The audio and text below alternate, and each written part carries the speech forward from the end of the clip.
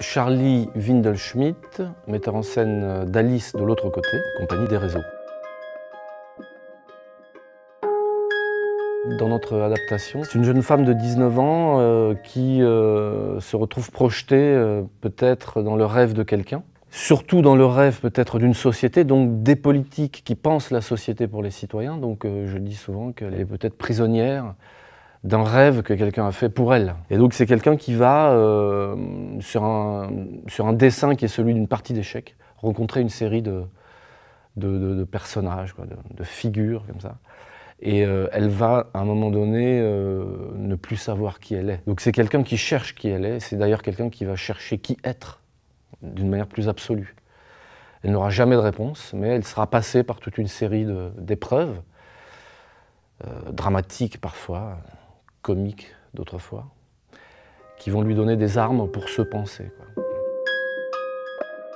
Au cœur du texte, d'ailleurs un peu toujours au cœur des contes de fées, si on veut, se love la question de la transmission et de la relation, de la non-relation entre ceux qui sont nés et puis ceux qui sont nés après, quoi. Et donc cette post-ado qui débarque dans un EHPAD nous a semblé être assez pertinent pour dire ok, tous ces gens qu'elle rencontre qui sont des rois, des reines, des fous, des cavaliers, enfin des personnages complètement baroques, sont aussi ceux qui vont lui transmettre quelque chose, par l'absurde, par le non-sens carolien, mais qui vont l'appuyer, la pousser à comprendre que nous sommes des nains sur des épaules de géants, quoi.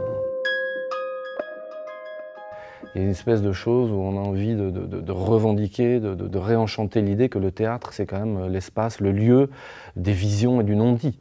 Donc c'est cet autre côté du théâtre aussi qui me plaît beaucoup. Et d'ailleurs, dans l'adaptation qu'on va faire, on convoque le public à l'extérieur d'abord. Et il y a un petit speech d'un des vieux de l'EHPAD et qui leur explique que voilà, alors qu'est-ce que c'est que le théâtre finalement? C'est l'autre côté. L'autre côté de quoi? De la ville, d'une société. C'est l'endroit du sens, comme je disais, c'est l'endroit où on vient s'interroger. Donc voilà, l'autre côté, c'est le lieu, peut-être, si je devais faire une phrase, c'est le lieu où on prend le risque de s'interroger. C'est un spectacle où la question symbolique est fondamentale, la question de la langue est fondamentale. Donc ça ne peut qu'intéresser les enfants. Notamment sur tout ce que va traverser Alice, qui sont des épreuves qui mettent complètement le doigt sur ce qu'elle dit, ou ce qu'elle croit dire, ou ce qu'elle ne peut pas penser, ce qui est impensé. Et à cet endroit-là, je pense que les enfants sont absolument concernés. Un théâtre qui nous sort de nos habitudes, un théâtre qui veut réconcilier le sens et la fête.